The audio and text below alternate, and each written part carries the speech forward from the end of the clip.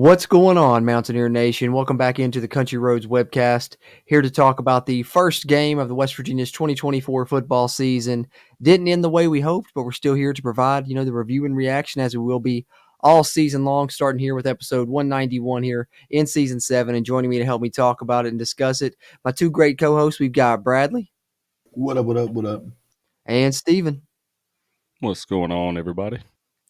All right, gentlemen. So West Virginia comes out, lays a dud in the first game of the season, unfortunately falls 34-12 to Penn State, starting the season 0-1 for the fourth consecutive year here at WVU. Not where we wanted to be, not the performance that we wanted to see, but we're going to kind of give our thoughts on it. Then we'll dive into the numbers a little bit and take some look at some scores around the Big 12 to wrap up the show. So I guess, gentlemen, we can start here. Going into this game, I think we all were kind of feeling pretty good, especially Steven and I kind of, picked the victory. Brad, a little bit more realistic, I guess we can say now in hindsight. But what do you guys think? Lead at some point in time, so I was not right about that. I said it was going to be a comeback, but yeah, Brad was wrong too.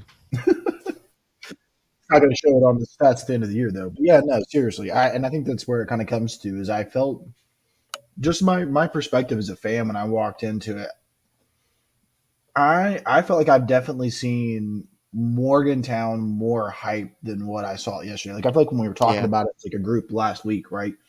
We were talking about how crazy it was. You're comparing it to the LSU game of the past, right? Pat McAfee looked crazy on Friday. That looked like fun. It looked like people had a good time there. But I would say that there was more people there than the Big Noon kickoff. I think so, like too. I showed up there. I wanted to go see what it looked like. And, it was like almost about to be 10 a.m. when they were kicking off. So I walked up there. I was like, just wanted to see how crazy it was getting up there. And then I found myself almost at the front row because there was hardly anybody up there. I was like, a few people back and they were kind of starting to push people in. But even when I left, like once MGK came on, it was still not a lot of people up there. So like if it was game day, like that would have been slam pack. So I don't know what it was. From the very jump of the day, I was just like, there's no energy. I didn't feel it. You know what I mean? And like I can't tell you why. But like even like when I feel like I got off the PRT and like looked out at the blue lot, I was like, it's not active down there. I was like, it's kind of I don't know. It just felt different. I don't know if that was just me. Everybody else can share their experiences, but like I just like didn't feel that energy from the jump. No, I agree with you. I'll go ahead and share my thoughts on that because I said that multiple times yesterday. As hyped up as the game was, as the biggest home opener since '98, and how much we heard through the media how the fans need to show up and be supportive and be a factor in this game and not get deflated after one or even two or a couple things happen. I mean, that's exactly what happened. I mean, as soon as the first play that Penn State had it, they got a big chunk of yardage just deflated. There was even a couple of Penn State fans in front of me and my grandfather, and our entire section was sitting down, and they were, the entire time like turned around. They're like, "Why aren't you guys standing up?" They were saying it. Yeah, I couldn't get anybody around me to stand up. It's like third down trying to get loud and crazy, and everybody's just, like sitting nonchalantly. And I'm like, what? When has this become the thing? I thought about it. I was like, I know that it felt like it was 100 and some degrees. Yeah, And it was hot. it very well could have been close to that because I know on Friday, whenever we got up to Weston, it was around 100 degrees. So it's quite possible that it was that hot. But yeah, I mean, if you're coming to the game, I mean, we got to be up and we got to be effective. And I don't know what could have been the issue, but on so many levels, I was so disappointed. And we'll get to the team in just a second, but just talking about the fans, I was so disappointed in how that turned out because on Friday, you're right, Brad. I think that it was I thought that they did a phenomenal job on Pat McAfee's show. They turned out in great numbers. They filled up the, whatever you want to call it, right there at the Life Sciences building where that the grass section is. They filled that entire section up, and I thought they did a great job of, giving a positive image of WVU students, I guess you could say. Yeah, a few bleeped out words. I've never been to game day personally, so I don't know what to compare it to because me and Cruz were standing there, him and my papa were standing there, Big Noon kickoff right behind, I think the Bear is what I call Right it. behind the Bear, yeah. Standing right behind him, and you're right, it did seem like it was very thin, but I thought it was just because it was right up, people were leaving because the show was about to end and the kickoff was about to happen. That's why I thought that there wasn't that many people. I didn't realize that it was like that the entire time. Yeah, I was there right at the very start of this, and it was just kind of. But I don't know. I don't know if it was the rain delay. I don't know if it was even before the rain delay. It felt very flat and very dull.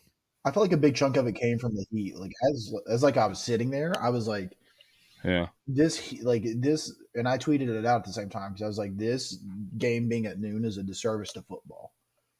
I'm like, because the You're fans are right. out here dying in the heat, which, people play out in Texas. Like, we're not anything special. You know what I mean? Which I don't understand. I don't get the whole premise of, see, like college game day. You can have college game day, but it doesn't affect the timing of your game. It can kick off at noon that day. Sometimes those games kick off at 7 at night. It just 3:30 in the day. Whenever they want to schedule that primetime matchup is when they do those for ESPN and game day. But then Fox with big noon kickoff, literally in the name, you have to kick it off at noon, and I just don't I just don't understand logistically why you would do that, because in the future it's going to make people not want to sign with your network, because then you're hindering, well, I mean, in a way, Because without a in doubt, like comparison that to played other a fact. networks. I mean, you got our starting left tackle Absolutely. cramping up all like to the point where his whole body can't function. You got slippery arms, everybody's fumbling, and it affected both teams.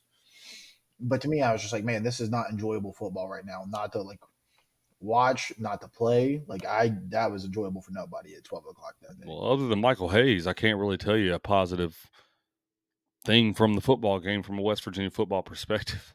Well, I think Josiah Trotter had a pretty good game, and Wyatt Milam before he went out. But that's probably the one player on defense, one player on offense that stood out to me overall. Yeah, Michael Hayes, best player for WVU on Saturday, which not exactly the way that we wanted it to play out for sure.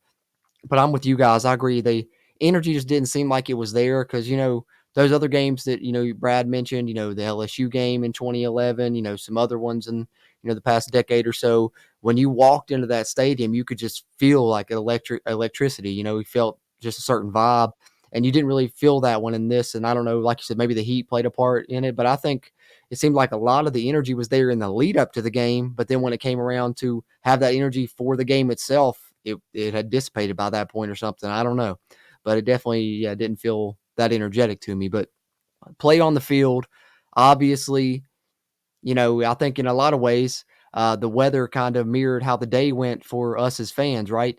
It was bright and sunny early on, got good vibes about what could happen in the game, what could happen in the season. And as the game wore on and as our, hopes dropped, the weather, changed and got dreary as well, kind of mirrored our feelings as fans, I think, throughout that game, unfortunately, with the way that things played out. So, I guess one of the main questions I want to ask you guys is, did we underhype Penn State or did we overhype West Virginia? Or do you guys think it was a little bit of both? I'll go ahead and answer that. The first one, I think we underhyped Penn State. I truly believe West Virginia is going to still be a pretty good football team this year. Whether our predictions in the season prediction roundtable are still accurate, I don't know, because the team didn't even fight yesterday. I mean, and that's what really disappointed me, was it just they showed no fight, no tenacity for a veteran group. If this was a bunch of sophomores and freshmen, juniors, I'd be like, there's still time. But no, that's unacceptable to me. Yeah. But I think that it was just Penn State. Penn State was just a very, very good football team. I mean, they might not just make the playoff. They might win the whole daggone thing this year. They might play Georgia in the national championship. I was impressed as well. That might be an early prediction of mine. But I was truly impressed. Drew Aller, very, very underrated, especially as a scrambler and as improviser that can make plays up the middle, because he made our defensive line look absolutely silly multiple times. And changed the direction. I remember one time he even scrambled out to the right, got stuff there, so he scrambled out to the left and had nothing but green in front of him for about 30 or 40 yards. So I mean, he was impressive. Nick Singleton was impressive. They had a lot of guys. I'm not going to sit here and list all of them. but West Virginia didn't do things to help themselves. They made them look a lot better, but they are a really good football team. Yeah, I was impressed by them as well. I think Andy Kotelnicki as their offensive coordinator really makes them super dangerous offensively, makes them way more explosive than they were previously, and you pair that with what was already, a great Penn State defense. We talked about it in the preview for the game, top 5 in the country in pretty much every category last year, and they look just as good this year, if not better, especially in the trenches on the both sides of the ball. That's what kind of I was disappointed with overall from the game, is just how much Penn State dominated us in the trenches, both on offense and defense. That's what really kind of controlled this thing, I think, from the get-go pretty much. So, I found Penn State impressive, maybe undervalued them a little bit. I don't know if we overhyped West Virginia necessarily, but they certainly didn't perform up to the way that I expected them to in this game. I'm thinking that hopefully moving forward, that will change. Like Steven said, I still have some faith and belief in this club. A lot can change, following week one. And, week one in college football is always a crapshoot. You don't have, any preseason games or anything like that. You never really know how you're going to come out and play. And sometimes it takes that first game to be able to see, okay, this is a weakness for us. We need to make adjustments here. And then you can get a lot better as the season progresses. So, I think West Virginia still can be a good football team. Much like Garrett Green said in his post game, all their goals are still in front of them. They just got to turn things around by the time Big 12 conference play starts. But I definitely think Penn State's better than I expected them to be, and West Virginia didn't play as good as I thought that they would. Yeah, absolutely. And see, for me personally, I think it's a little bit of both. I think that definitely Penn State looked dominant. Those are some hella good football players. Like those guys are out there playing good ball, catching like solid catches, wide receivers getting open. They knew what they were doing. They had it down pat. Like that looked like a dialed in team. Like they looked absolutely ready to go out there and make it their own. But I would say I feel like when it comes to overhyping West Virginia, I feel like it definitely has happened some because like, and I feel like I brought this up in the last podcast. It's just kind of like, why would I expect them to do something they haven't done yet? Like we have not been able to overcome that hurdle yet. So like, I'm not going to believe that you're going to be able to do it until you do it. So that's what my expectation was. Did I expect them to play better? Yes. But like also that's where like the reason why I think I picked us to lose and kept the gold and blue glasses off is because, they've had a tendency to coach speak a lot and kind of like hype up some things. And, Day-Day Farmer getting a little bit of hype, but really not doing much. And, it just like some of the similar questionable calls that happened. Like those are things that are still happening like year 6 in. And like I haven't like, we thought we'd get them resolved, but then they pop up for one random bad game at the end of last year, and things like that where they just like randomly happen. Like in Oklahoma last year where just all of a sudden your team doesn't play well. You're like, oh, my team just went off the rails and didn't play the way that they usually play. I didn't expect that. And, it just shows that it can still happen. You listen to Neil Brown's post game and it's like, if I know I had that problem, I could have fixed it. And it's like, how do you not know your team at this point? How do you not know that there could be a problem? Like if you can't feel it, you can't sense it. You just walked in there that day and then found out when you're down 20-6. It's just a little suspicious to me, but you got the season to figure it out. So, you weren't expected to win this one despite what people say. So, you got a chance to tune up against Albany and bounce back, maybe get a little bit of redemption on Pitt, run up the score, and then, see what happens. Our future's in front of us. I'm sure they're taking it personally. If there's anybody taking it very worse than anybody else, it's Neil Brown and Garrett Green and company. There's nobody more determined to prove us wrong than them. So, True. like that's where I came in. Like I feel like West Virginia was getting a little overhyped, and myself, I wanted to believe it. Like I was sitting at Campestres with my dad the day beforehand. He's like, "You think we actually got a chance?" I was like, "I really do." I was like, he's got me believing.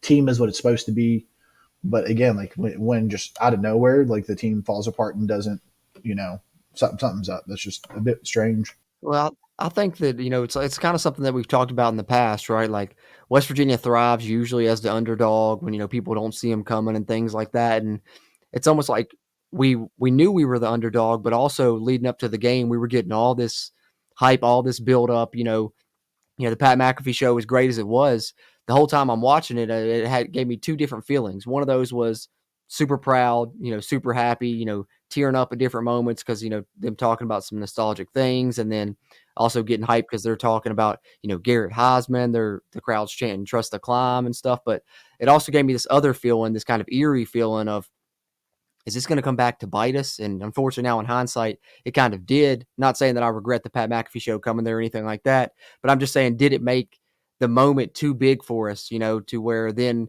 we put too much pressure onto ourselves on the field. And, because even Neil Brown talked about in the post game, seems like for some reason that this offense had certain like an anxiety feel to them early on in the game. And I think you could even sense that as a fan. And so I don't know if we just overhyped it so much to where it put too much on this team and the moment was too big for them that they couldn't execute, because that's one thing that we haven't really had to deal with yet was, being expected to do something. It's easy to, go out and prove people wrong when they're not expecting much from you. But when you see the whole state getting hype, you see, on ESPN, they're giving you all this love with Pat McAfee and stuff. So that made me feel that way. And then also I was watching that and thinking, who else is probably watching ESPN and watching this right now is probably Penn State. So I think Penn State. it did two different things. It maybe made the moment feel too big for our players, and also it probably motivated Penn State a little bit as well. And they wanted to come in there and really make a statement themselves after having to sit through all that and watch it themselves.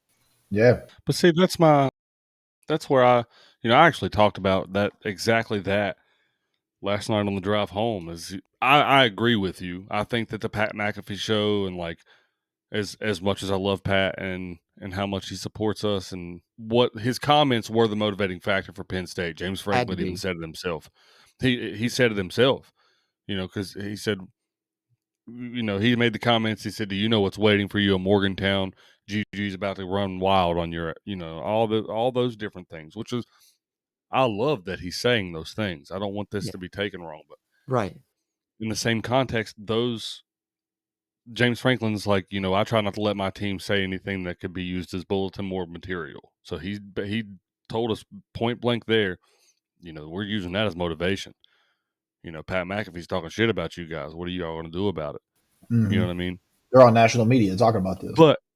But in the same token, in the same line of thinking of that, to me, when the hell is that going to stop being such a detrimental factor for WVU? I mean, why does support and people giving you hype and people,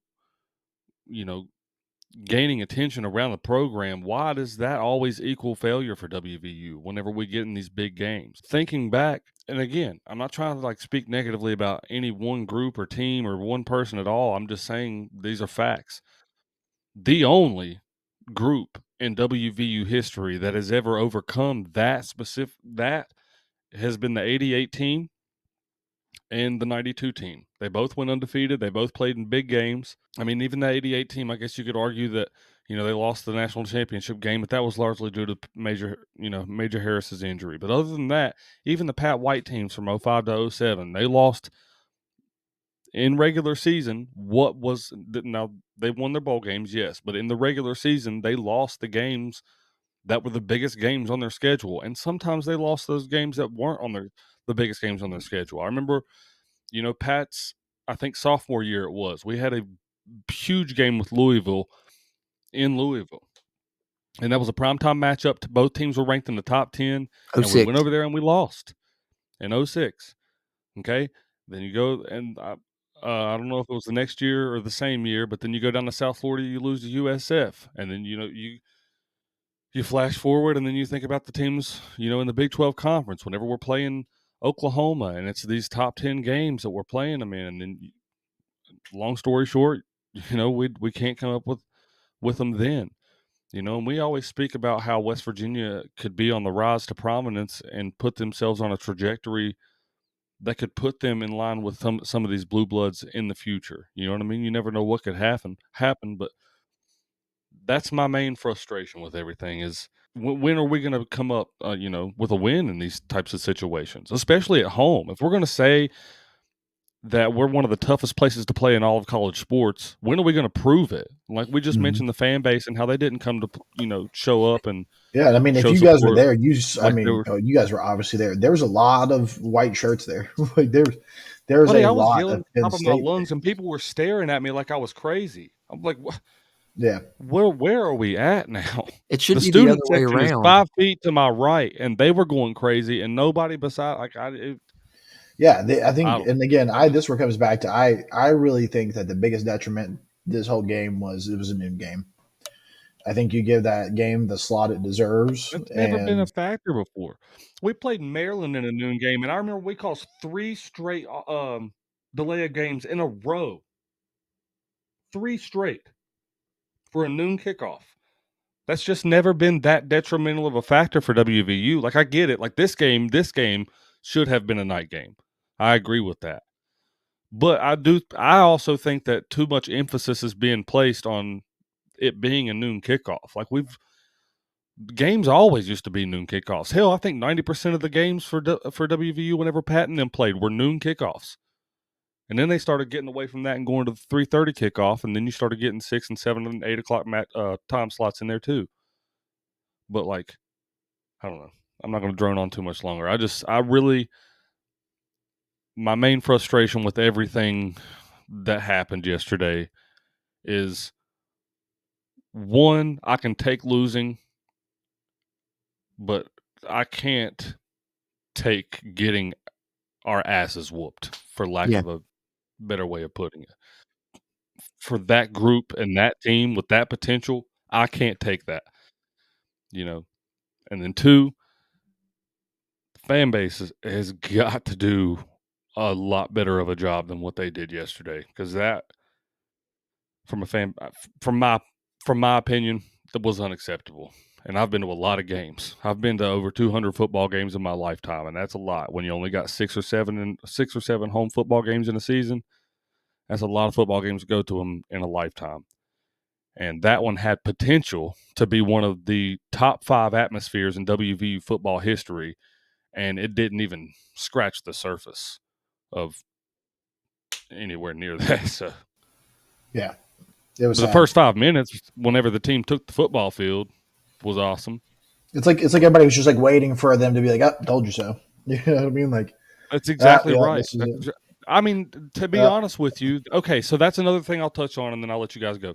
No, brother, you go. So they changed the section. I don't know if it was just for this game, but they changed the section of the visitor section. So it used to be over in the corner of the tunnel where the visiting team runs out. Okay. All of that section yesterday was filled up with WVU fans, and then the Penn State fans, there was a lot scattered throughout the entire stadium, but they had 2 predominant sections in both of the upper deck corners, in the Yeah, I far saw it in the corners of corner the end upper deck. zone, yeah. And those fans, I mean, and it's no surprise, there were some that, I know I mentioned the ones right in front of us. Those guys, I mean, to be honest with you, those guys ended up being kind of cool. Like, they were just trying to be funny the whole time they were there. So, like, I didn't really mind that they were being the way that they were. But there were some that we ran into, and I mean, just obnoxious, just absolutely obnoxious. Like, just groups of them ganging up on people, and it was vice versa too. I'm not going to lie, but I mean, those fans showed up and they were loud. I mean, they almost were a quarter of the loudness of our entire crowd, with just how little in comparison of the people they had in comparison to ours. Yeah, and I mean, we're used to the Big 12 where you don't really have that. You know what I mean? Like, even going to the Cincinnati game last year when you're in like close proximity, it was less. But I also made a note that there's probably also a lot of Penn State fans because they could afford the tickets. Yeah, I feel like though the crowd, probably would have been different. Like Steven said, there was a little bit, there at the beginning, there was some noise and stuff, but it's kind of something that we talked about in the preview, is that you wanted to get the crowd involved early, and they tried to. They did, try a shot play on the first play of the game, couldn't quite connect with it.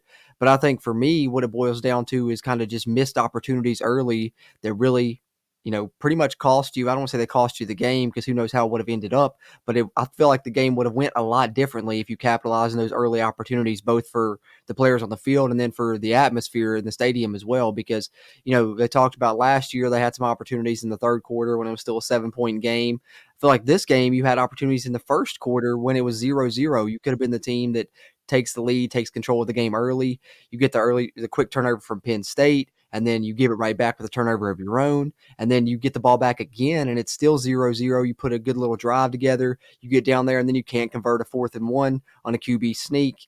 And so, 2 opportunities with the game 0-0 where you're in scoring territory and could have took the lead and took control of the game. And I think after that, the game turned and momentum kind of shifted and never really shifted back our way after that. So I think for me, those were some of the biggest moments of the game, came right there in the first quarter, that could have changed not only the way that the game went for the team, but also maybe for the crowd as well. Yeah, when you don't get that energy in there, good time to talk about, Neil Brown mentioned all the time going through summer camp, hey, red zone, red zone, red zone. Brother, you get some opportunities at it and you flub. You know what I mean? Like you said, that's what you worked on, and then you just don't even convert on it. And also, personally, I agree tush push is really good, but I also think that we have a 6'2", 240-pound log of a running back, that we could just slam up just about anywhere and get a yard as well. So True. to me, if you're going to run Garrett Green, that's when you pull him back into the shotgun and let him run.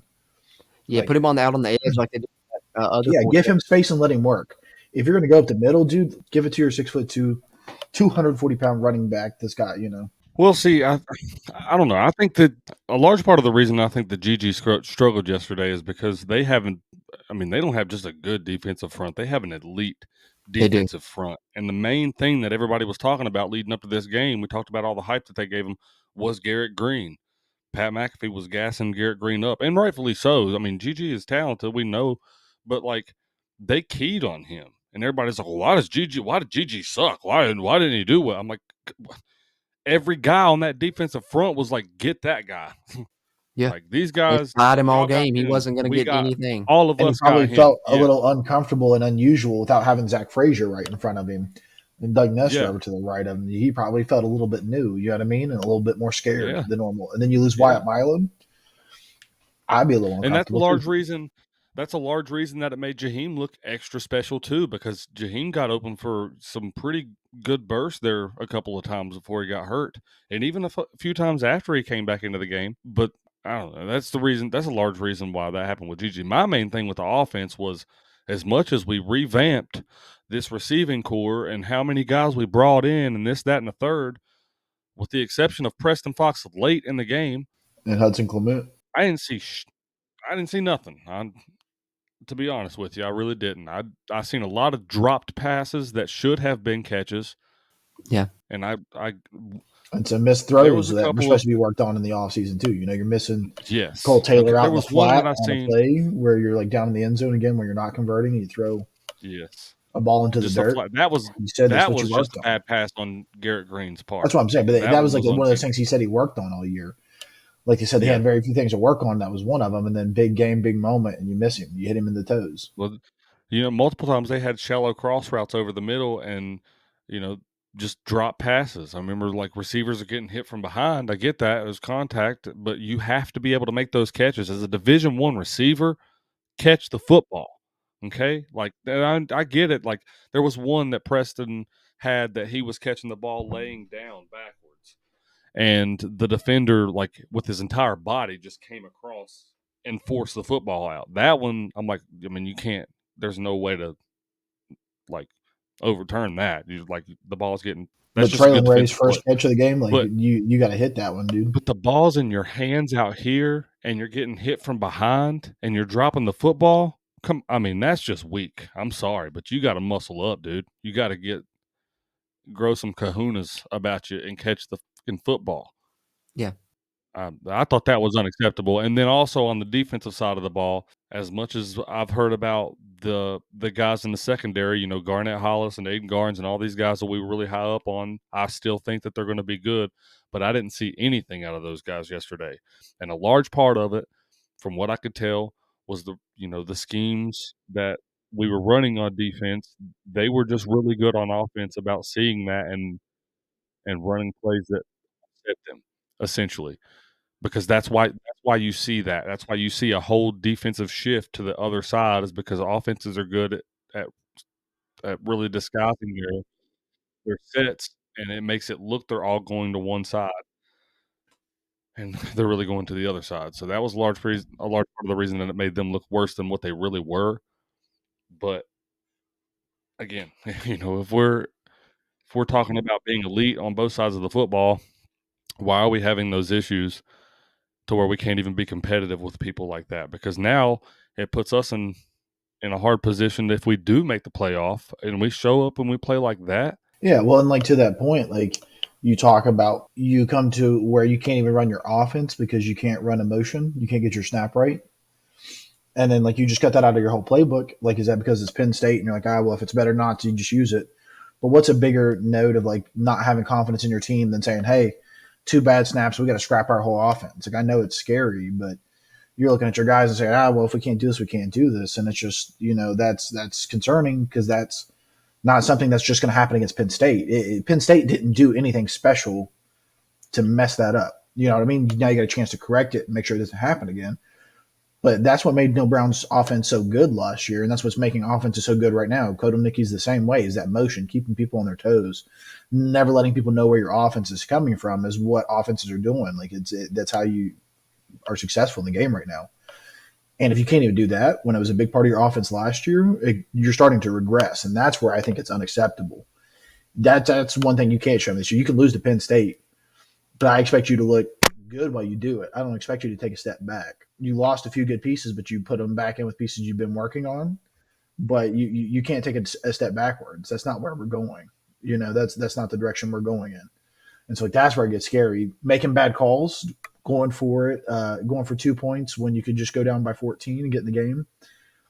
That's not Penn State. That's you. That's where it comes back to the scary part of all this is, you think all this is fixed. And like Neil Brown said, I didn't know I had a problem with it. I didn't know we were still doing this.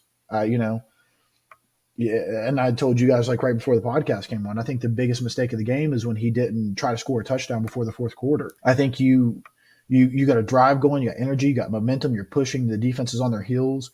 You got 8-10 seconds, you're lined up, you can run a play. You're set up, ready to go. You sat and let 5-6 seconds run off the clock. In that chance, you take a shot at the end zone, you score a touchdown. You're not walking into the fourth quarter, down 2 touchdowns, momentum, energy, the building's going, we're only down 2 scores, you get 1 stop, you're back in the game. But now you let it go to the fourth quarter, then you spend 3 minutes. 3 minutes. I think I got down to the 12-minute marker, if I remember correct, just trying to punch it in from the red zone.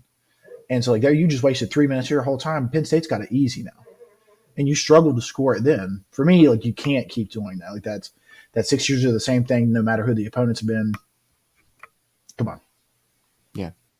Offense has to play better. The biggest defining difference to me was not having Zach Frazier. I thought that it would be pretty seamless. We had Brandon Yates play center for us in the bowl game last year. Well, the last 2 games, I think even. Whenever Zach Frazier went down, and there wasn't really any kind of any hiccups, and then you got 2 or 3 even 3 crazy snaps yesterday that caused fumbles. And whether But that's on Brandon Yates or on Gigi. Garrett Green and Neil Brown both said were on Gigi. He called for the snaps at the wrong time. That's why they went away from the motion and stuff they were using because they had some good stuff called up with that motion. And Neil Brown said he even thought that the play, when they got the ball fumble from Penn State and then turned it right around and fumbled it as well, that was going to be a big play and possibly even a touchdown. But Gigi called for the snap too soon, and that's why it hit the motion man. So then they had to get away from using their motion and shifts that they had a good game plan against Penn State's defense from. And I think that's why our offense kind of died down because they didn't feel comfortable doing it because whatever was going on with Gigi, I love him to death, but that's probably one of the worst games I've seen him play, to be honest with you. And I don't know if, like I said earlier, if it was a thing where, put too much pressure on himself because the moment was so big and everyone was so hyped for him. But, even something as small as that, he's a senior. He shouldn't be calling for the snap at the wrong time. It's just, I don't know. It's just something that can't happen. Game. Yeah. I don't know. So it seemed to me, possibly that with everything leading up to it, maybe, the team, especially on the offensive side, just didn't have their minds right, coaching staff as well. But if you want to not have that problem and you do want to have your mind right all the time, one way that you can always do that, of course, is with Magic Mind.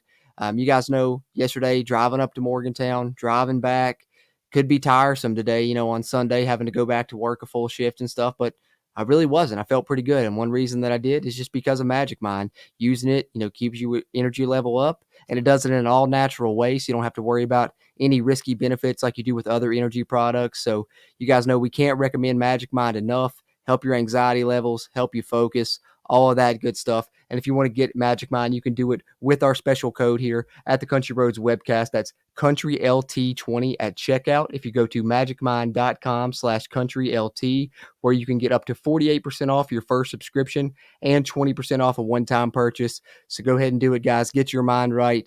Be ready for your day. Unlike the West Virginia was against Penn State. But hey, you don't have that problem if you're using Magic Mind. So head over to magicmind.com/CountryLT. Use the code CountryLT20 at checkout and try yours today. Having said that, gentlemen, any other thoughts here on the game in general before we take a look at some numbers, talk about some stats, and then get into some Big 12 scores? Yeah, I feel like we didn't really talk defense at all, but same thing there. Look the same. DB's getting beat. That just seemed like the whole game to me. Mistakes, people being where they're not supposed to be, not knowing where they're supposed to be there. Like that was the whole defensive day for me. I was gonna say I think we avoided that on purpose because there wasn't really anything Yeah, positive. but if we're going to beat up the offense, we got to beat up the people that let them score 34. Well, I think for me, the defensive backs got beat, but I kind of am attributing that a little bit to Kotelnicki's scheme. He draws up some good stuff to, put our guys in peril a little bit there on the back end. But what I probably was most disappointed with on the defense was how the defensive line played. Like I said earlier, Penn State dominated the trenches. Of course, they dominated our offensive line at times, especially in short yardage, but we really didn't get any pressure on Drew Aller all day. And when we did, he was able to break out, break contain, and, run for first downs on those third downs. So I think for me, the defensive line was probably my biggest disappointment on the defense. Because you're right. It looked like they just bullied pressure whatsoever. our guys all day. Yeah. No sacks, and they run for 220 some yards. Not a good day for your D line. They've got to step it up there for sure. So that's probably what I'm going to be watching over these next couple of weeks. Is specifically us in the trenches on both sides of the football. I think our offensive line is going to be better than what they showed against Penn State. I'm kind of attributing that to Penn State having a dominant D line, but we definitely need to make sure of that because we do have some changes on that offensive line, like you guys mentioned, Frazier and Nestor being gone. So hopefully our offensive line plays better. And, I think the defensive line can as well. Yeah. The question mark I look at, Rodney Gallagher was out there early. He was out there early, and then he was like watching him trying to tackle that Penn State defender. Granted, he just went for his legs, is what he should have done. Unpopular opinion. I'm not a fan of the dude playing both ways. It already seems to me like it's gassing him way too early in the football game when we could be utilizing him at either one. Like just pick a position and play that position. I mean, he had our probably best, we tried to throw a few screen passes on offense. Most of them didn't go anywhere, but the one we threw to him gained, 8 or 9 yards. So on offense, he made a play. And then, on defense, I don't want to necessarily say he struggled because I don't think he really had enough reps to say he played good or bad. But Neil Brown did say in the post-game press conference that, it was a little bit fast for him, and that's why you didn't see him back out there on defense in the second half. So if the game's moving too fast for him on defense, maybe just stick to him on offense, let him improve his game there, like you're saying, Steven, and, just ride that out. I don't know. Maybe next week, coming up against Albany, he'll get a chance to play defense and it'll slow things down for him on that side. But if it doesn't and he's still struggling, just let him be an offensive player. Well, that's what, like Neil Brown, for one, Neil, stop saying shit because I believe it. It's like, he's like, probably our best coverage guy on man-to-man is Rodney Gallagher. I'm like, oh man, okay, because I feel like we got some coverage guys. I mean, he wasn't even within 2 yards of the dude on just a simple a 5-yard out route. Like, I was on a fourth down. I'm not saying I can play the position. I'm just saying if you're going to gas somebody up that much and say he can, then watching him try to tackle that wide receiver, I was like, that's just sad. Like that's a person that's a wide receiver just trying to take out some legs. But what does that say about where we're at that position that he's getting significant play time in the red zone? You know what I mean? Like, where are we at? I mean, that's just let's call it what it is. It's the Travis Hunter effect. Like, that wouldn't have happened if Travis Hunter wasn't also doing it. But the reason Travis Hunter does that is because he's elite at doing it. But I will also say, at this point, I think I'm saying more like Jordan Leslie. We have not had a competent DB. We've had certain shining stars like Beanie Bishop last year. Granted, he was getting targeted a lot for a reason, but we've not had a competent DB field since Jamal Dye's left, and we all know that. It's just it is what it is, and I don't know why that is, but something over there is not working. And I would say even if Neil Brown, if he has a struggle season but still has a winning season and he gets through it, if our defense struggles, you got to make a change because this is too many seasons in a row. I think personally, even if it's not a change as far as like a coaching change, we got to do something different schematically somewhat because I feel like we're just far too conservative on defense. Like we don't bring a lot of blitzes. We're rushing 3 guys or 4 guys almost every time and just sitting back either in cover 3 zone, and they were picking that apart. And then when we tried to go man to man, that wasn't working either because our D backs couldn't cover those wide receivers. Apparently, Penn State has some talented guys, of course. So hats off to them, but if we're not going to be able to cover people, whether we're sitting in zone or whether we're sitting in man, then let's at least heat up the quarterback and try and make something happen that way. Because sitting back and playing conservative just isn't doing it. The whole giving receivers a cushion of 5 yards every time and then just trying to catch them, that's not working because then you're trying to make arm tackles and you can't do that because you're so weak you can't bring the guys down, and that's why those big plays happened a lot of times.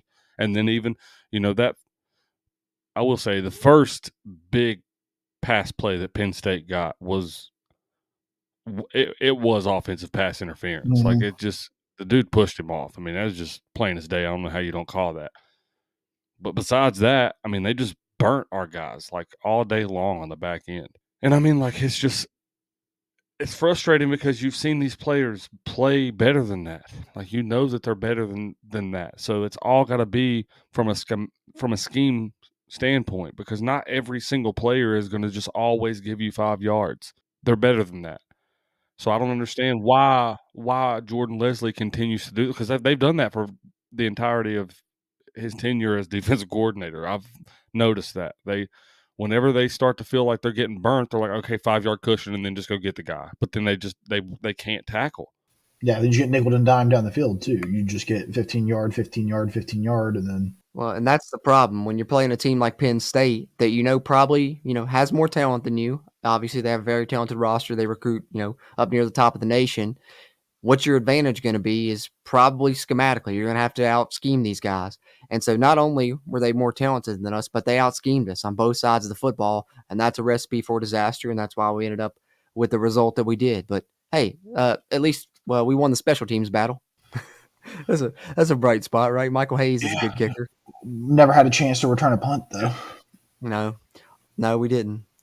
I would like to see Preston Fox do that. But hey, Michael Hayes and Oliver Straw had good games, players of the game right there. Players of the game. MVP. All right, gentlemen, let's take a look at some numbers and then let's put this game behind us and look ahead to brighter days, hopefully. All right, we'll take a look at the team stats here first. Obviously, 34-12 final. You see the scoring broke down by quarter there if you're watching on the screen on the video version. The second quarter is when Penn State really kind of broke the game open. It was 0-0 after 1. West Virginia had plenty of chances in that first quarter that we talked about. Third quarter, Penn State adds another 7. West Virginia finally gets the ball in the end zone in the fourth quarter, adds another 6 to get to the 34-12 final. First downs in the game, 21 for Penn State, 19 for West Virginia. Third down efficiency, 5 of 11 for Penn State, 4 of 14 for the Mountaineers. Penn State 1 of 1 on fourth downs, WVU 3 of 4. Total yardage, just huge discrepancy here when we get into these numbers. 457 for Penn State to 246 for the Mountaineers. Passing, 235 for Penn State. WVU passed for 161. Of course, West Virginia did throw the 1 interception. That was when Nico came in late in the game there. Rushing wise, unfortunately, West Virginia sees their streak of 16 consecutive games with 140-plus rushing yards snapped as they only managed to run for 85 yards in this game. Penn State, meanwhile, rips off 222 yards. West Virginia does play, disciplined as far as penalties are concerned. 8 penalties for Penn State, only 1 on the Mountaineers. WVU loses the turnover battle 3-1. 2 fumbles and the aforementioned interception. Time of possession ended up about even, but a lot of that is because, Penn State getting the ball later in the second half, kind of working the clock. West Virginia did have a good advantage on time possession early in the game in the first half. So looking at some of those numbers, gentlemen, what sticks out the most to you there, Stephen? I really was trying to find, other than the box score, what really jumped out at me. I mean, obviously the total yardage, you got 200 and some. Yeah, I mean, I think it's the more running yards for than sure. we did. I mean, the running yards are that's where yards, we're at. Yeah. Because George's been saying it for years now. That when Neil Brown gets over 100 yards, he usually wins. Yeah. And when you don't even scratch that, when you've got 3 dominant running backs, that's your issue right there. You can't get that running game going. They made us one dimensional, and then they tore us up. Well, I think it was like Gigi had 10 rushes for like 5 5 yards, yards, 10 for 5, yep. something crazy like that. I Mhm. Yeah. mean, that's just not And it didn't even feel like he not had a like him chance at to all. scramble. Like it never felt like he had a chance to do what he did best. And I don't No. know why that is necessarily, because let me remind you all, I'm just a man that loves West Virginia football. I am no football guru. I have watched a lot of football, but I'm just on here because I love us, love the Mountaineers. So, but come on now. Well, I mean, Penn State, they was loading the box. They were running, cover one with a spy on Garrett Green so that if he did, get out of the pocket, they had a guy, chasing him around, simply accounting for him. But if someone's going to load the box on you, and plus they're running, a spy on your quarterback, that's one less guy in coverage. We should have been able to pass the ball better than what we did in this football game. The rushing numbers stick out, but, since Brad mentioned that, I'm going to say the passing numbers stick out to me because 161 is not going to get it done, but what really is not going to get it done is, 15 of 29, Garrett Green, being 28 of those, 15 to 28. The one thing they've talked about throughout fall camp and people have harped on is the completion percentage, getting that up. They said it had really improved through fall camp, but in this game, it's right where it was last year, 54% for Garrett Green. Not going to get it done, especially when it's a game where Penn State's pretty much daring you to throw the football and you're not able to do it. Some of that's on Garrett Green. Some of that's on the receivers, as I mentioned earlier, drops and not getting separation. So that's going to have to be something that improves. But also, our run game needs to set that up. That's kind of what our offense is going to hinge on is the run game. And if we're not getting the run going, it's not going to be able to take our play action deep shots. It was just bad performance on, both passing and rushing for the offense. So, you can really point out either one of those. When you only gain 246 total yards, it's a bad day at the office. Mm. Let's take a look at the individual numbers real quick, and then we will get ready to wrap this one up after we talk about some of the Big 12 scores from week one. For the Mountaineers here, 161 yards for Garrett Green on 15 to 28, as we said. Drew Aller, another strong performance, just like he did last year. 216 yards and only 11 completions, so shows they were, hitting some chunk plays down the field. 3 touchdowns for him, no interceptions. The other quarterback that they played, Perbula, ended up 1 of 1 for 19 yards and a touchdown. Rushing wise, CJ ends up the lead rusher for the Mountaineers, 12 carries, 42 yards, and a touchdown. But I thought Jaheim White had some good runs, and in the first half prior to him injuring, I believe they said it was his shoulder. He did come back in the second half, but wasn't as effective at that point. He ends up with 8 for 33 yards. Nicholas Singleton, big day for Penn State, 13 carries, 114 yards, and a touchdown. Aller hurting on some scrambles, as we mentioned, 44 yards rushing for him on 6 carries. Receiving wise, best receiver in this game was on Penn State side. Harrison Wallace really killed us, especially in that second quarter there. 5 catches, 117 yards, 2 of those being touchdowns. Amari Evans, 2 for 55. The tight end Tyler Warren, 3 for 30 and a touchdown. And of course, we mentioned Katron Allen with that 20-yard touchdown reception as well.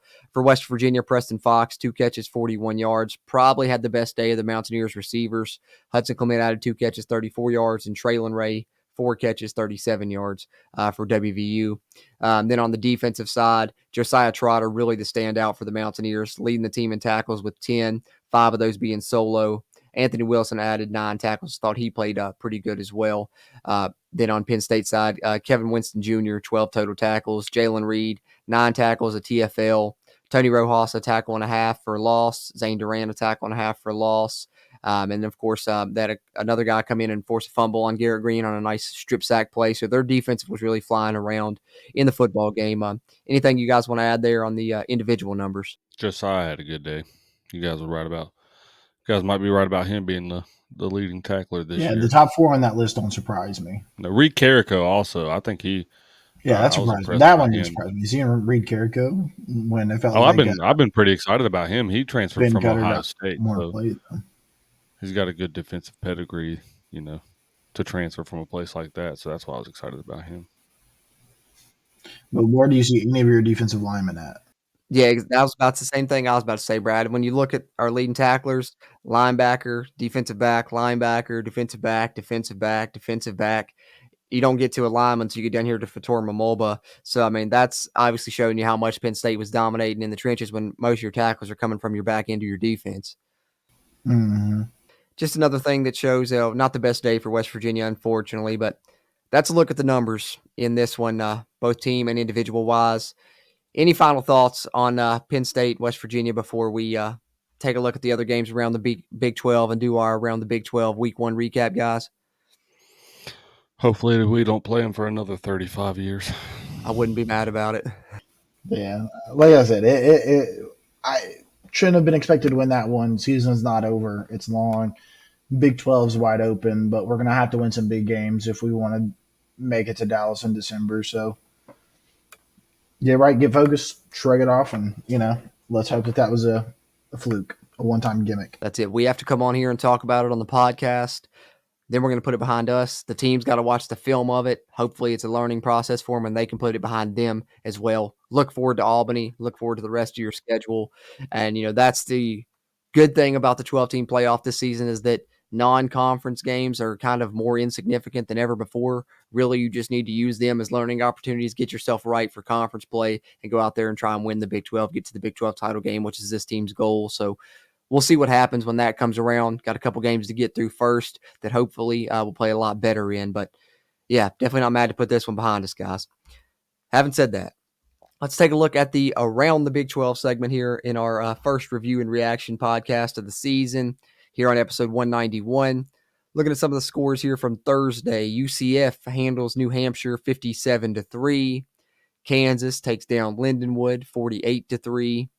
Colorado with a nice, win there at the end, holding off North Dakota State. Unfortunately, you guys know I was pulling for North Dakota State in that one, but they gave them a heck of a game. Colorado's defense looks suspect a little bit again, but Travis Hunter's a hell of a football player, man. You got to give it to him for that. He almost single-handedly won them that game with, that incredible touchdown catch. Mm-hmm.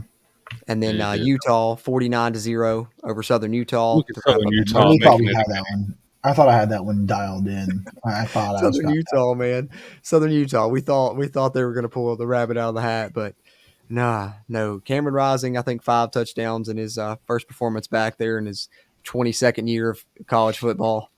Then we go on to the Friday game. TCU gets the win over the ACC, 34-27 in a close contest, beating Stanford in that late game there.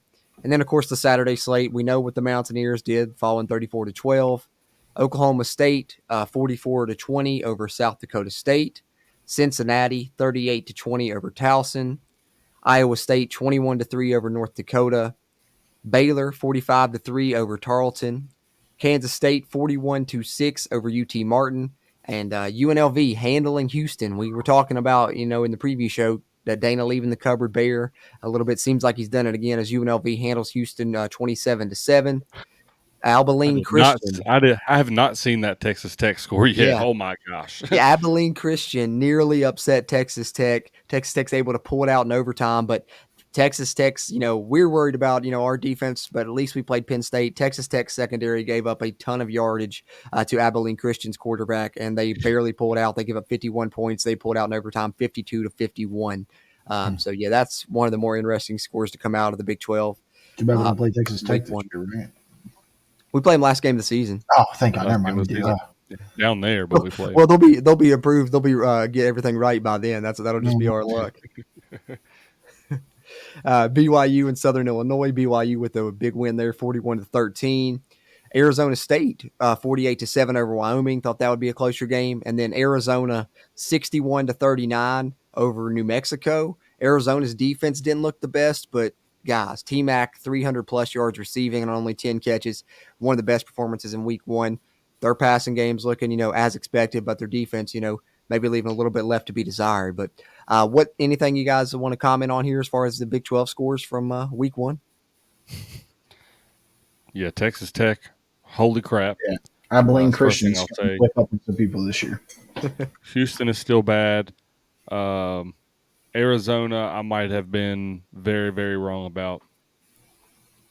They got to get the defense fixed, but their offense seems to be still be firing. It's shown that can win before. So, and let's go BYU Cougars. Woo! Let's go BYU. I was waiting on that one, Steven. I was waiting on you to shout out the BYU Cougars getting that win. So that's what we had there. It's a tough game with Southern Illinois there. Tough game. They pulled out. Double digit victory. So that's kind of the results there from around the Big 12 in week 1 as we get set to wrap up our first review and reaction podcast of the 2024 season. Unfortunately, not on the best of terms. We would like to be talking about a win instead of a loss. But hey, that just means, we got opportunity to get right against Albany and Albany's a team that, had a good season in FCS. We'll talk about it more, of course, on our preview show coming later this week. But if you're looking at a silver lining, West Virginia, they'd have beat Penn State, maybe they'd have been overlooking Albany. That's certainly not going to be the case now. I think they're going to be super ready for this football game, and hopefully they take out their frustration on Albany this weekend. And, everyone get to Morgantown, stay behind this team, keep supporting them, because that's kind of the final thought that I have here, guys, as we get close to wrapping this up, is just I don't like the overreaction from a week 1 loss to a top 10 team that, people are saying, oh, man, we'll be lucky to make a bowl game. Oh, fire the whole coaching staff. You're already seeing that after just a loss to Penn State. And let's just pump the brakes. It's week 1. Crazy stuff happens in week 1 in college football. Let's not forget, last year, Oklahoma State lost 37-7 to South Alabama and then turned around and won the conference. So a lot of things can change throughout this season. West Virginia's goals are still in front of them. If we get to week 4, week 5 into Big 12 play and we look like that, then we can talk. But right now, let's just stick behind this team and, keep supporting them moving forward, I think. Yeah, there's been I've seen a lot of people say that, well, how are we still this bad of a team, this far into Neil Brown's tenure? I'm like, let's not forget, okay? He was left with nothing, pretty much nothing in terms of recruits. He's had, what is it, his 6th year, going into his 6th year now? This is 6th year, yeah. His 6th year, I would say, with an asterisk, it's pretty much his 5th year, because you got a COVID in there and that factors in, so that stalls that halts things. I think he's done a phenomenal job of building our program back to where it has culture, where we have quality depth, where we have really excitement building around our program, even with our team not being ranked right now. That's what I think that was lost on a lot of people. The way that we were getting attention this past weekend, and we talked about it, we came up short, and that's that. But the attention that we were getting was like we were a ranked program. You know what I mean? I don't ever remember in my lifetime West Virginia garnering that much attention around a game when they're not ranked. So that is really cool. So there's a lot of positives to take out of it. I think that the platform that we were put on was really positive this weekend. But I truly do think we're still going to have a special season this year. But I think that Neil Brown is going to eventually be remembered as one of the greatest coaches in WVU football history when it's all said and done. Because, I mean, we get impatient and we are frustrated. I know I'm frustrated. But, I mean, my gosh, like, we gotta remember, like, in the longevity of things, like, how recent it is that we didn't have anything in the cupboard there, because we went for a whole decade with Dana Holgorsen not getting recruits and not really recruiting for the future, and that really sets an entire program back. I don't think people are like, it's time for everything to start, you know, being a product now, which is true in a lot of ways, but also in some ways, like, it's not necessarily to me anymore about, like, well, you got to win now or you're fired. If he wins 8 games this year, I still consider that a success. It's just such an overreaction because people are saying that, and it's 1 game into the season. He could win the next 11, you know what I'm saying? And then who looks dumb if he does? It's the people that are saying that after 1 week, 1 loss to a top 10 team, you know what I'm saying? Neil Brown's not gonna be the one looking dumb if he turns this thing around. It's gonna be the people that were saying this crazy overreactive stuff after, 1 week. Yeah, and I think I'm going to be one of those dumb people though. Because I'm just like having more realization where it's like I'm sitting back and I'm looking at it, and the program's getting everything it needs. Like Steven said earlier, to fans, like they showed up. They may not have been as energetic, but like they got the Pat McAfee show. Ren Baker's getting us all attention in the world. They're getting as much support as they need. NIL is getting bigger than ever. They're pushing for everything. And when it comes down to it, is love Neil Brown, love the culture he's building, and I want to believe that it could win. And I know that kind of culture can win. But again, when you look at it, is Neil Brown just going to be a 500 coach? You know what I mean? Is that just where it's at? Because when you look at it, and somebody made this Facebook post, I'm gonna call it out here from Thorn, and he's breaking down Neil Brown's record over the past 61 games against losing teams. Neil Brown is 18-4. Great. against teams that are 6-6, he's 0-1. Against 6-win teams that are winning teams, he is 5-1. He has 2 wins over a 7-win team. He's 2-4 against an 8-win team. He's 2-6, and then 9, 10, and beyond, all with at least one game, he's lost. So against winning teams, Neil Brown is 9-25 in his time here. Now you can chalk up maybe some of this as early years, but it still just shows when it comes down to it, can he get it done against the good teams when it matters? And so far, he's not shown that to us yet. So like this year, with our schedule coming up the way it is, if you don't find some of those wins, we're not going to do great. And right now, history's saying that you're not. Right now, though, you may have one of the best teams that you've had since you've been here, though. But what I saw last night is not as good as what I saw as a team that played it even in Penn State last year. You know, it seemed like another step back. And like I said, you got a whole season to figure that out. You got a nice tune-up game at Albany. You got Pitt that you can go up there and you can really stomp them because they don't seem like they're going to have a good year. You know, kind of do what you did last year after the Penn State game. But this is the year that you got to prove that you can get those coin flips, that you can not only get to 9 wins, but that you can beat some damn good teams on your way to doing it, that you can show up and handle them. And that's what you got to see. And I think that I am one of those people that it's like, at this point, Hoppy Kirchhoff said it earlier today on the Three Guys, great show today.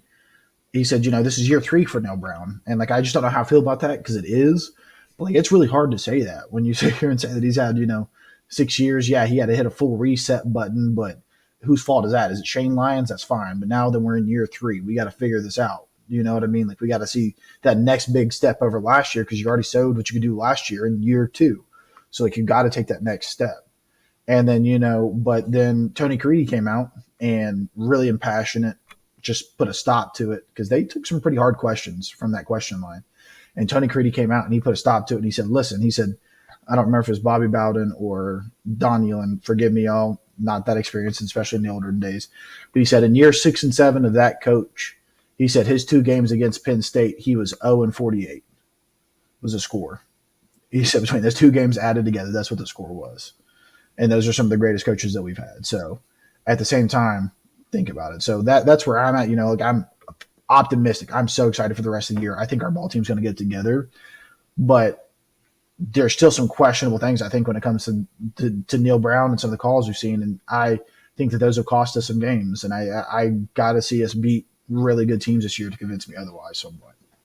Now, and I'm not saying that you're wrong. I agree with you as far as we haven't really won the big games yet, but I'm putting that caveat in there of yet because I think that it's going to happen this season. You know, maybe it's the golden blue glasses on with It's me or the season whatever. to happen, though. We got plenty of them Yeah, to try.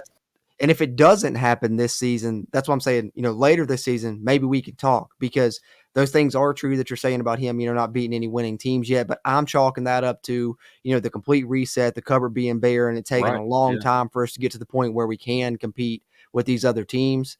You know, I was being optimistic on the Penn State game, but look at our history against Penn State. None of our coaches have really beat Penn State at a consistent rate. So, you know, I think moving through this season, you know, if we can beat, you know, the Kansas States, the Iowa States, the teams that are probably going to have winning records at the end of the year, then maybe we can say, okay, there's improvement there. He's finally winning some of these games that matter. But if we get to those games and, you know, it's more of what we've seen in the past, then you can definitely have a discussion because you got to start having those wins over winning teams at some point. And I think especially now in year 6, you can probably make that argument that it's time for that to happen. I just personally believe that it's going to happen. But if it doesn't, then we'll see. Yeah, but doing it against Penn State would have bought you a lot of grace in that aspect. Oh, yeah. Definitely. You know, because now you're expected to not just get one. You need a couple. I was actually going to touch on that Bobby Bowden thing as you were saying that, Brad. Like, you know, Was it Bobby Bowden? Okay. There were people in Morgantown that like vandalized his house that they wanted him out of Morgantown so bad because he was doing so bad in the first, I think, like 4 seasons or 5 seasons that he was in Morgantown. Like we had such a great program before he got there. I mean, but they chased him out of Morgantown, and then he goes to Florida State, and he's one of the greatest college football coaches to ever coach the game. So I just mean, like, I think especially West Virginia fans, and I'm guilty of this. I'm impatient. I think a lot of us are just too impatient, and I think a lot of that is that we're just spoiled from recency. We obviously we grew up spoiled getting to watch Pat White and Owen Schmidt and Steve Slayton and all those guys, and we spent a large majority of our childhood telling people that they were going to get the job done while they were telling us that they wouldn't, and those guys actually did go out and get the job done, right? Yep. Especially in the bowl games, those bigger games. So we're spoiled with that mindset, I think. So we really, truly, that's why we believe that West Virginia can get back to prominence one day. Mm-hmm.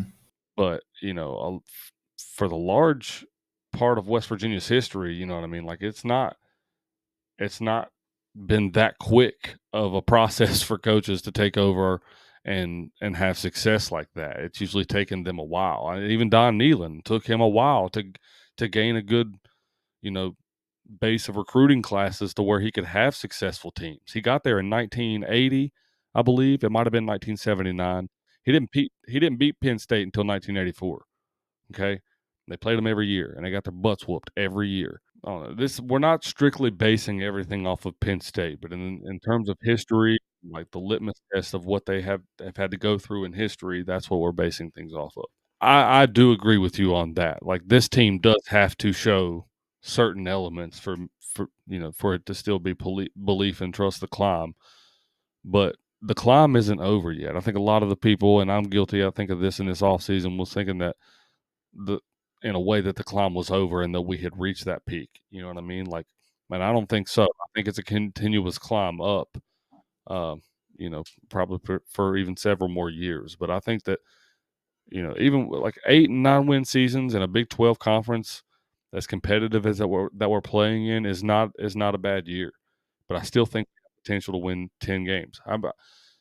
I blame you, Cruz, by the way, for building me up to believe that we could win this Penn State game, because in the SPR, I predicted us to lose this game, and I still hold true to that sentiment that we're going to lose this and the Oklahoma State game.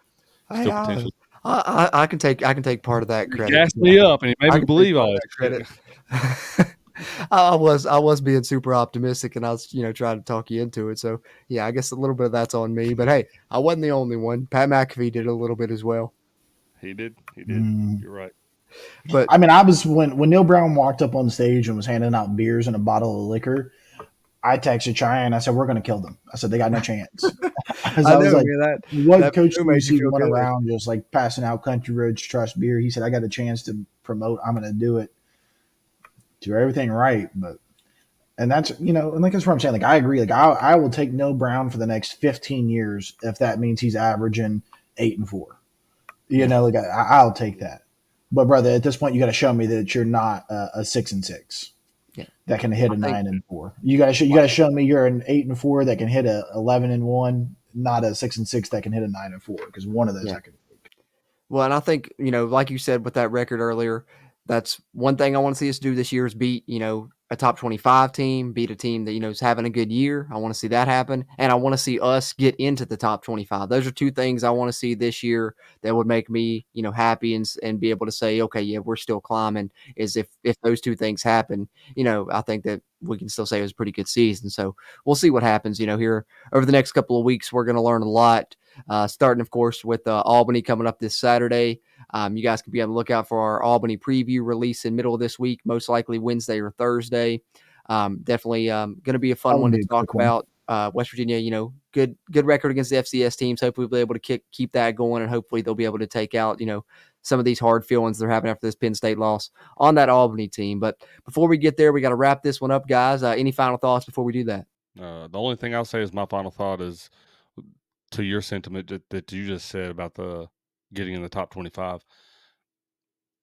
I don't care about getting in the top 25 at all this year. I want to finish in the top 25. Yeah, it's I even want better. this Even team. better. That will be that I'll say more than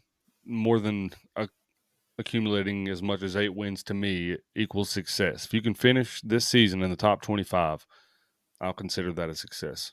I like that. That's a good point. Even better for sure. Brad, any final thoughts?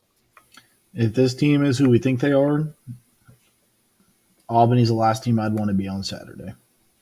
No doubt, especially under the lights. I mean, it didn't do anything because we was under the daylight, but I they was was hoping they'd going delay it long crazy enough with and be those a night lights, game. I man. They wanted the was lights. flashing blue and everything. So Yeah, I can't wait to see them. I think I for was sure hoping it was this going to be Saturday delayed there's to going to like be a 7 bunch of p.m. epileptic people possibly having seizures. So don't go to the game if you have problems with that. Yeah, there's gonna be if the sun's down, you're gonna be seeing those lights do some crazy things. So should be fun to get to see it this coming weekend against Albany, getting to see, part of that game at least, at night with the 6 p.m. kickoff should be fun to see, So get to Morgantown so you can check that out, guys. Stay behind this team, as we said earlier. That's important. And another thing that's important to us is if you're watching here on YouTube, just hitting the little like button, giving us a thumbs up. That really helps a ton with the YouTube algorithm. If you're listening on the audio side, you can find it on any podcast platform you like: Spotify, iHeartRadio, TuneIn, Apple Podcasts. Leave us a rating, preferably a 5-star rating, but hey, give us what you think we deserve and share us around with other Mountaineer fans you may know, and appreciate WVSportsNow.com for hosting our episodes there as well. Having said that, for my co-hosts Steven and Bradley, as always, I'm Jordan Cruz, and until next time, let's go Mountaineer. If you really want to know, then come on, let's go. Take a stroll down those